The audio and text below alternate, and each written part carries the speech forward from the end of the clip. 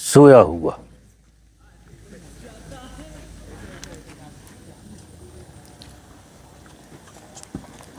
तो उसे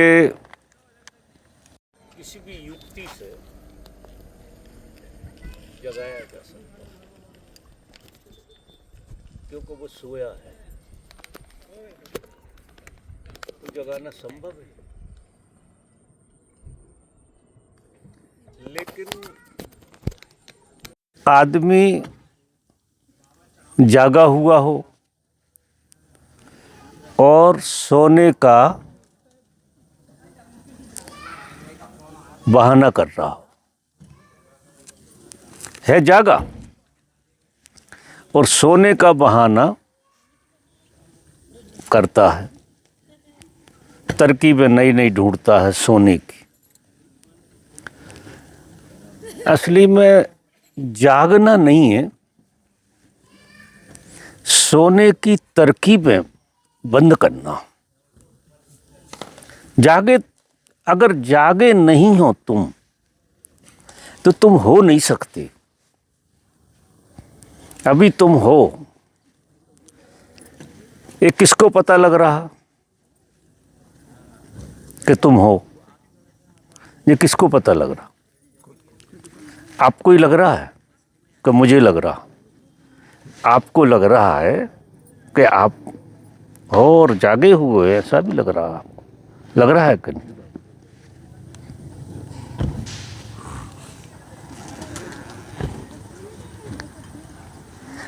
अब अवस्था तो सबकी जागी हुई है, सब जागे हुए, लेकिन उपद्रव क्या है कि ये जो संसार है पूरा, तुम तो जागे हुए ही पैदा हुए हो। ऐसा नहीं होता है कि कोई आदमी किसी दिन जागेगा और किसी दिन जागेगा तो वो कभी नहीं जागेगा। आज मेरी बात समझना जरा गौर से। जो किसी दिन जागेगा ऐसा सोच रहा है, वो कभी नहीं जागेगा। और जो उस जिसके चित्त में ये बात गहरी उतर जाए, बहुत गहरी, कि वो जागा हुआ है निश्चित, तो जागने के उपाय नहीं करने। कहां कहां सो जाते हैं हम। यात्रा ऐसी नहीं है, यात्रा ऐसी है, परमात्मा को ढूंढना नहीं है। तो तुम उसके बगैर हो नहीं सकते, ये तो बिल्कुल पक्की बात है। कि तुम्हें ऐसा लगता है कि तुम परमात्मा के बगैर हो सकते हो, ऐसा किसी को लगता है कि तुम अकेले हो सकते हो? अभी हाल सांस बंद करा दे वो, तो पता लग जाएगा कि हम जो है हमारा कोई अस्तित्व ही नहीं है। फिर अस्तित्व किसका है? असली में क्या हुआ है? भ्रम पैदा हुआ है। परमात्मा के और आपके बीच में एक भ्रम पैदा हुआ है, और भ्रम जो है आपको डाला गया है पैदाइशी। तुम हो जागे, और तुमसे कोई ने भी नहीं कहा कि तुम जागे हो।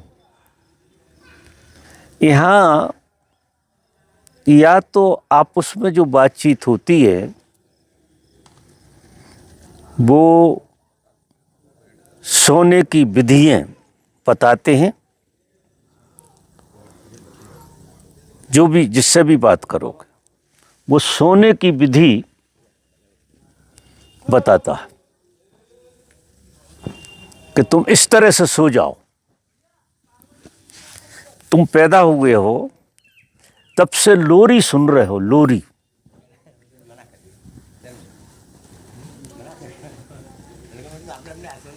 और उस लोरी में तुम सो रहे हो, सो जाती हो, मतलब सो नहीं सकते, सोने का भ्रम पाल रहे हो कि तुम सो रहे हो। क्योंकि आप आश्चर्य करोगे, सोने के लिए भी कोई जागा हुआ चाहिए। ऐसा लगता है कि सोना बिना जागे हुए के सोना हो सकता है। बिना परमात्मा के तो मूर्छा में जा ही नहीं सकते। परमात्मा पहले है और मूर्छा बाद में है। अब हमने क्या मान लिया है कि मूर्छा पहले है, परमात्मा बाद में, यानी हम मूर्छित और परमात्मा जागा हुआ, और हमें परमात्मा को जागी हुई अवस्था में ढूंढना है। संसार में जिस ढंग से तुम दूसरी चीजों में मूर्छित होते हो, एक ये चीज भी तुम्हें मूर्छा में ले जाती है। शायद आपकी समझ में आ रही हो या ना आ रही हो। क्यों? कि जिसे बाहर किसी विधि से, किसी उपाय से, किसी सत्संग से पाया ही नहीं जा सकता। कार्य कारण से तो नहीं पा सकता कोई परमात्मा के लिए। कार्य कारण जितने, और हम लोगों को क्या कार्य कारण बताए गए, पैदाइशी कार्य कारण बताए गए कि ऐसा करो तो परमात्मा उपलब्ध हो जाएगा, ऐसा करो। क्योंकि संसार में लोग जो बताते हैं वो एक ही चीज बताते हैं कि तुम आज सही नहीं हो। मोबाइल बंद कर दो, किसका बजा? चाहे तुम तन के मामले में, चाहे धन के मामले में, चाहे मन के मामले में, और चाहे परमात्मा के मामले में। ना तो तन से तुम आज कह पाते हो कि हम आज पूरे हैं, ना धन से कह पाते कि आज हम पूरे हैं, और ना मन से कह पाते कि आज हम पूरे हैं। ऐसा हम कह नहीं पाते, क्योंकि हमें ये शिक्षा नहीं दी गई। और अब तुम परमात्मा से भी अधूरे हो, पूरे नहीं हो, ये एक नई चीज डाल दी गई। आप समझो मैं कहना क्या चाह रहा हूं। आदत क्या पड़ी हुई है? अधूरे होने की आदत, अधूरे होने की है कि न तन से हम पूरे हैं, न मन से पूरे हैं, और न शरीर से पूरे हैं। तो हमें जैसे भी बने पूरा होना है। अब पूरे होने के चक्कर में तुम किसी सपने का आयोजन करते हो, कार्य कारण का, और किसी कार्य कारण से तुम पूरे हो नहीं सकते। न तन स्वस्थ रहे उससे हो सकते, न मन स्वस्थ रहे उससे हो सकते, न धन स्वस्थ रहे, अपार धन हो और विराट मन हो और बलिष्ठ शरीर हो, तो भी तुम पूरे नहीं हो सकते। पूरा होने का कोई आयोजन कार्य कारण से नहीं है। मेरा मतलब यह है कि कार्य कारण जहां है वह स्वप्न का जगत है। कार्य कारण का मतलब यह होता है कि जिस वक्त तुम हो उस वक्त अभाव है, तो तुम क्या कर रहे हो? कार्य कारण ढूंढते हो कि इन कार्य कारणों से हमारा अभाव दूर हो जाएगा। बहुत सारे कार्य कारण फिर बुद्ध पुरुष भी बता देते हैं थकने के लिए कि सक्रिय ध्यान करो, तांडव करो, मंत्र जपो, ये करो वो करो। और तुम कार्य कारण की भाषा जानते हो। तो अब अधिकतर धर्म में अधिकतर लोग कौन जाते हैं? जो संसार में कार्य कारण से तृप्त नहीं हुए, कार्य कारण से तृप्त नहीं हुए, तो वो परमात्मा की तरफ उत्सुक हो जाती है। वे ही लोग उत्सुक होते हैं ज़्यादा, जो सच में परमात्मा की तरफ जाने की कोशिश करते हैं। उनको जो समझ आ जाती है कि कार्य कारण से संसार में हम आज तक सफल नहीं हुए तो कभी होंगे नहीं, तो हो सकता है हम परमात्मा में सफल हो जाएं। फिर बुद्ध पुरुषों के पास जाते हैं और बुद्ध पुरुष कार्य कारण नहीं बताएंगे, वो भी कार्य कारण बताते हैं, क्योंकि तुम्हें भाषा सीधी नहीं आती, तो वे कार्य कारण बताएंगे। किसी भी कार्य कारण से आपके हाथ में जिस तरह से संसार नहीं लगा, उस तरह से परमात्मा भी नहीं लगेगा, हाथ में कुछ नहीं आएगा। थक जाते हैं लोग साधना कर कर के, ध्यान कर कर के, मंत्र जप जप के, जाप कर कर के और स्तुतियाँ कर कर के, लेकिन उन्हें ये अकल नहीं आती कि जब संसार में कार्य कारण से कुछ नहीं मिला, तो यहाँ कार्य कारण से मिल जाएगा क्या। जब ये समझ बैठती है ना किसी की, ये समझ, तो उसकी बिजली कौंध जाती है। उसे ये लगता है कि कार्य कारण से मिलने का भ्रम पैदा हो सकता है। धर्म में भी बड़े बड़े भ्रम कार्य कारण से मिल जाते हैं। लोग कुंडली जगा लेते हैं और काम करते हैं, बिजलियां चमक जाती हैं और वो बहुत कुछ होने लगता है, क्योंकि कार्य कारण सिवा भ्रम में डालने के और कहीं नहीं ले जाएगा आपको। और बुद्ध पुरुषों ने कार्य कारण क्यों दिए तुम्हें कि तुम उधर से थक गए, तो शायद एक दिन इधर से भी तुम्हें पता लग जाएगा, थक जाओगे। कुछ पाने के लिए नहीं बोलते, उन्हें तो हंसी आती जब तुम पाने की बात करते हो, जगने की करते हो, परमात्मा ढूंढने की करते हो, तो उन्हें तो हंसी आती भीतर से, लेकिन उस हंसी को दबा कर रखते हैं भी। और भाषा तो तुम्हारी बोलना पड़ेगी, तो तुम्हारी भाषा बोलते हैं कि ये कार्य कारण से शायद, लेकिन वे शायद जरूर कहते, ये कार्य कारण से शायद आपको कुछ हासिल हो जाए, और आप उन कार्य कारणों में फिर जुट जाते हो। तो संसार के कार्य कारणों में जब आदमी थक जाए, फिर धर्म की तरफ जाए, तो ये व्यर्थता का बोध उसको यहां हो जाएगा। समझ रहे मेरी बात?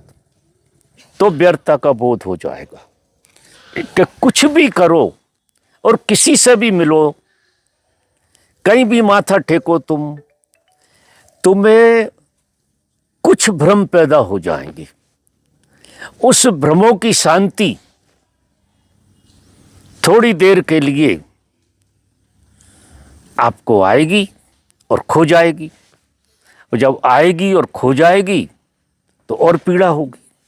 तो फिर तुम्हें क्या लगता है कि कार्य कारण और ज्यादा करो, जिस तरह से संसार में आदमी लगा रहता है कि कार्य कारण और ज्यादा करो, और धन आ जाएगा तो मजा आ जाएगा, 2 बीवियां आ जाएं तो बहुत मजा आ जाएगा, और सब कुछ ऐसा बड़ा बड़ा कर लें तो मजा आएगा।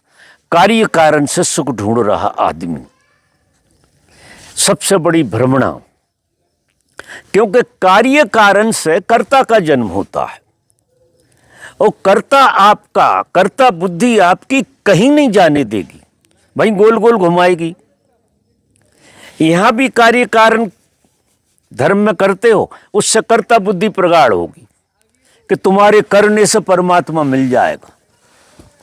तुम्हारे करने से परमात्मा मिल सकता है क्या? मिल ही नहीं सकता। तुम्हारे करने से तुम्हारा जन्म मिला है क्या? तुम्हारे करने से तुम्हारा जन्म तो नहीं हुआ, तुम्हारा जन्म तो हुआ, तुम्हारे करने से तो नहीं हुआ। कोई और कर रहा होगा, वो भी कर नहीं रहा था, उसे भी पता नहीं है। किसको पता होता है कि आज गर्भ उतरने वाला है? किसको पता होता है? किसी को पता नहीं होता कि गर्भ उतरने वाला है। उसे भी भ्रम हो जाता है कि उसके करने से हुआ, और जब करने से हुआ तो वो मालिक बनेगा, उसका अहंकार बन जाएगा, वो बाप बन जाएगा, क्योंकि उसके करने से। और बाप बनने की पीड़ा जिंदगी भर भोगेगा, और उसके करने से कुछ हुआ ही नहीं है। ये मालिक का खेल है। मालिक सब कुछ अकारण कर रहा है। अब आप पूरी प्रकृति को देखो, वो किस कारण से है? यहां कोई कारण नहीं है। समय पे फूल खिल रहे हैं, समय पे फल लग रहे हैं, समय पे बारिश हो रही है, समय पे सब हो रहा, और अकारण हो रहा, कोई कारण नहीं। तो सब कुछ अकारण। आंख खोल के देखो, फूल खिल रहा है तो अकारण नहीं खिल रहा, क्या कार्य कारण है उसका? फूल खिल रहा है, बस उस खिलने का आनंद है। तुम हो, बस इतना पर्याप्त है। तुम हो क्योंकि तुम फूल की तरह ही हो गए हो बस, और किसी कार्य कारण से नहीं हुए, और किसी कार्य कारण से तुम कुछ पा नहीं सकते। तुम्हें ये नहीं करा तुमने ठल्ले बैठ जाओ, बैठ ही नहीं सकती, क्योंकि तुम्हारे खोपड़े में कार्य कारण इस जोर से भर दिया है कि तुम्हें अपने होने में बैठना आया ही नहीं। अपने होने में कभी बैठते नहीं, अपने से कभी राजी नहीं। आंख बंद करेंगे तो कल्पना जगत में खो जाएंगे कि कोई चमत्कार घटेगा, कोई रिद्धि सिद्धि घटेगी। चुपचाप नहीं बैठती, बिना किसी प्रयास के नहीं बैठती। अब आप बिना किसी कार्य कारण के अपने होने को स्वीकार करो, बत्ती जल जाएगी। बत्ती तो जली हुई है, पता लग जाएगी। पता क्यों नहीं लग रहा? कार्य कारण में हमने इतना उलझा लिया कि हम उस तरफ देख ही नहीं रहे। परमात्मा हमारे भीतर बैठा हुआ है, और हमारी दृष्टि उधर यूं नहीं जाती कि हमें भरोसा है कि करने से होगा। परमात्मा भी करने से मिलेगा। माला जपो, जाप करो, भक्ति करो, ये करो, सब थक थका के, और अंत में बुद्ध पुरुष पहले दिन भी वही कहते हैं कि तत्वमसि, तू वही है। और जब तुम थक के उनके पास जाओगे, बुरी तरह से थक के जाओगे, तो भी वो कहेंगे तत्वमसि। उनके पास एक ही शब्द है, जिसे तू ढूंढता है, जिसको बस्ती में आया वन में, वो सावरा सलोना रहता है तेरे मन में। ऐसा कोई ने गीत गाया बिना जाने, लेकिन सत्य यही है कि वो तुम्हारे भीतर, ऐसा भी मत कहो कि वो तुम्हारे भीतर, तुम वही हो। कल मैंने उदाहरण दिया था कि सृष्टा और सृष्टि दो नहीं, जैसे नृत्य और नर्तक दो नहीं है। अब हम सब परमात्मा का नृत्य हैं, तो हम अलग कैसे हो जाएंगे? हो सकते हैं क्या अलग? अगर अलग हो गए तो नृत्य तो नहीं रहा। तो नृत्य कहाँ चला जाता है? नृत्य जो है, जब आप नाचते हो, जब आप नाचते हो तो नाच और आप एक हो जाते हो। क्या आपका नाच आपसे अलग होता है?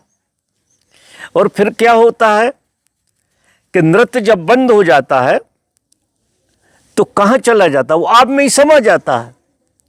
इस तरह से परमात्मा का नृत्य है जो सृष्टि, और जब उसका नृत्य बंद हो जाता है, तांडव नृत्य, तो सब कुछ उसी में समा जाता है।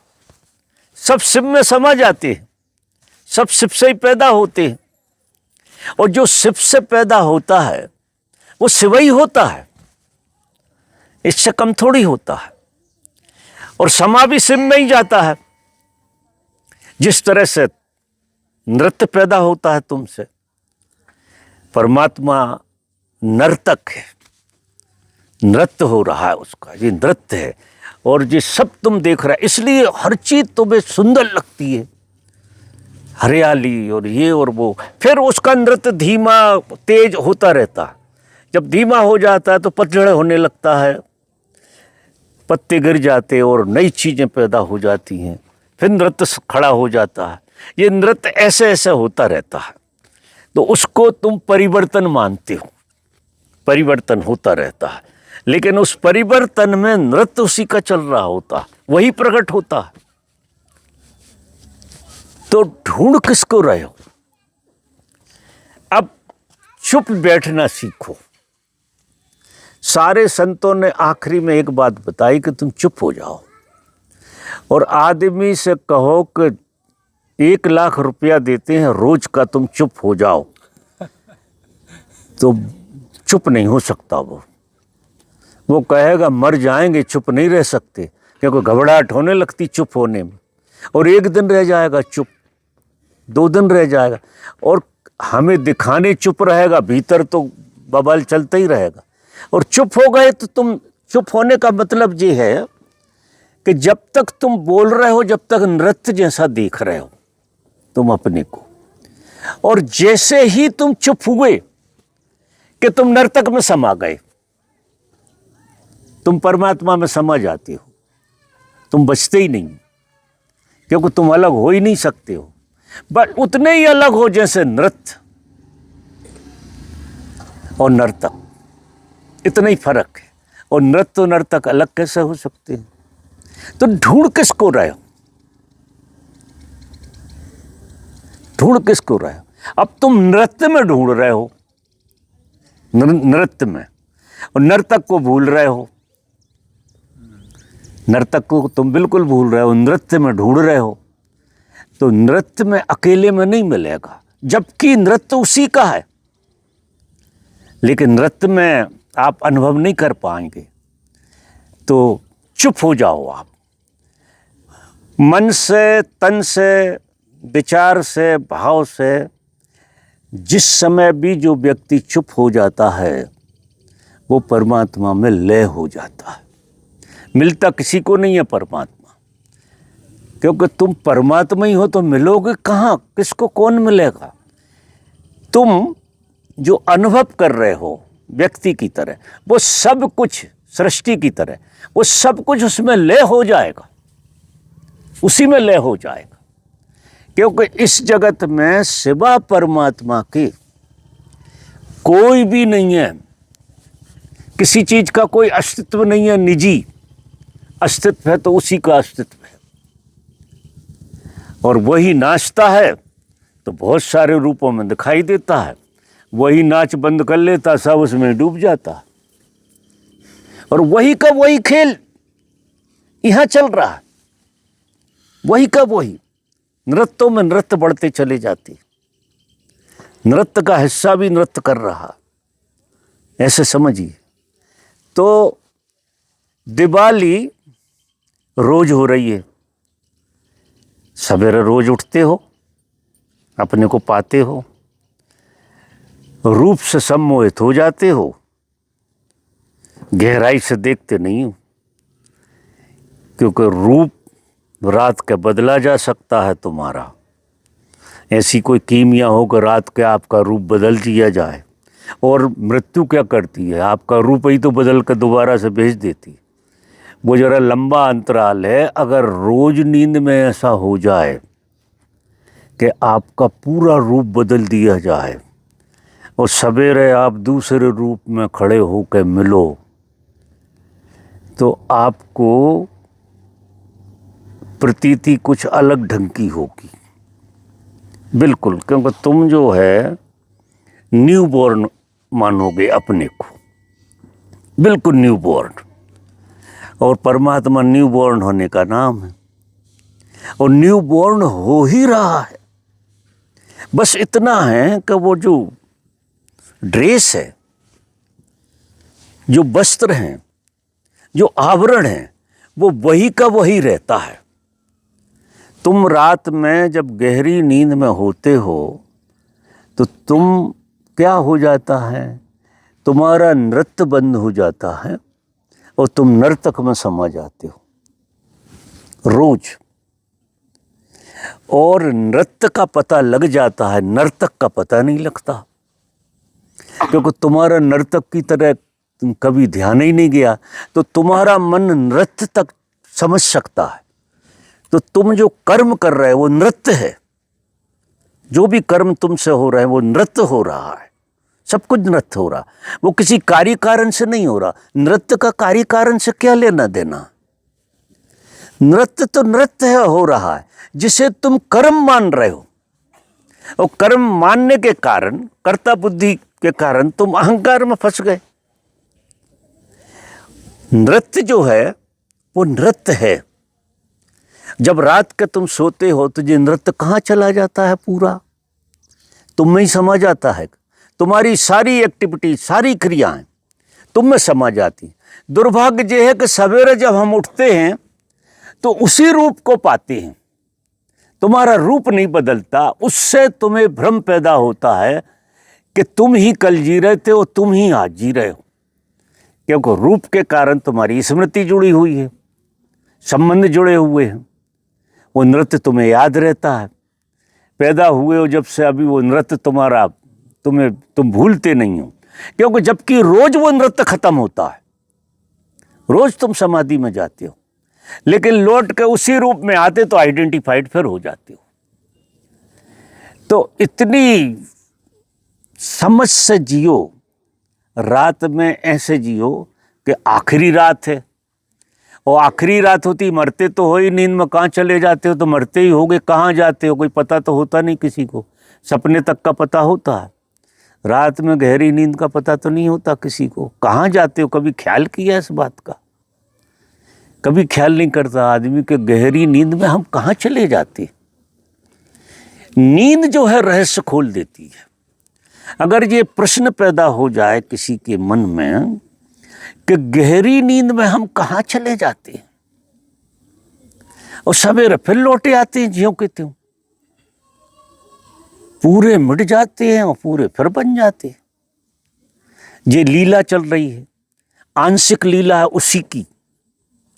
हर चीज में ये थ्योरी काम कर रही कि हर चीज जो दिखाई दे रही, जो एक्टिविटी है, सब जो चल रहा वो नृत्य चल रहा है।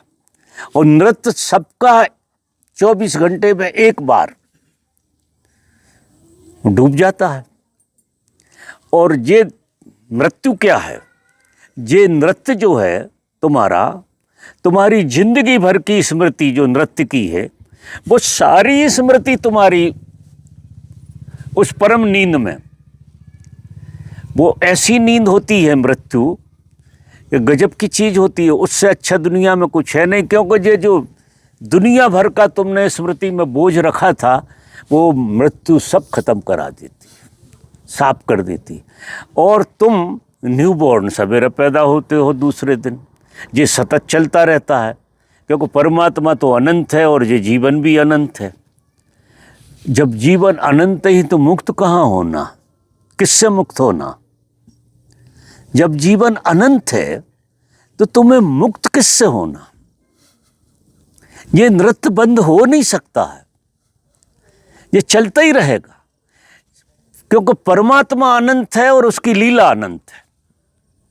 ये लीला उसकी कभी ना मिटी ना मिटेगी। उस लीला के ही तुम हिस्से हो, तुम कभी मिटोगे ही नहीं और कभी पैदा भी नहीं हुए। पैदा होने का सपना देखा जैसे नृत्य देखा, और मिटने का भी तुमने सपना देखा।